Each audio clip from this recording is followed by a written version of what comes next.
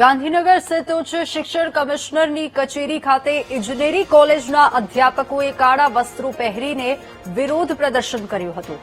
પડતર પડેલી માંગણીઓના સંતોષાતા વિરોધ પ્રદર્શન કરવામાં આવ્યું હતું અને અધ્યાપકોએ કમિશનર કચેરી બહાર ધરણા પણ કર્યા હતા।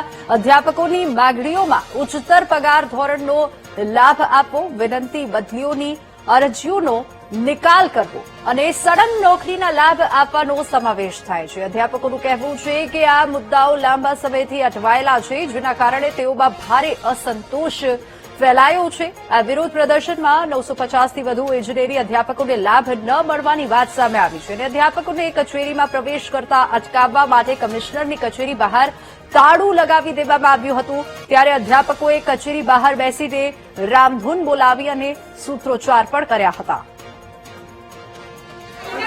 સ્કીમ જે બીજા વિભાગની અંદર સમયસર એમને એમના ઉચ્ચતર પગાર ધોરણના ઓર્ડરો થઈ જાય છે, પણ અમારે અહીંયા જે 2016 થી જે અમારા પેન્ડિંગ છે, જે આજ દિન સુધી આશરે 150 જેટલા અધ્યાપકોને એનો હક મળ્યો નથી। એટલે કે જે 2016માં રૂપિયા મળવાના હતા, જે 2026માં કે 27માં મળશે, તો એ પૈસાની વેલ્યુ કેટલું અવમૂલ્યન થયું એ આપણને બધાને ખ્યાલ જ છે।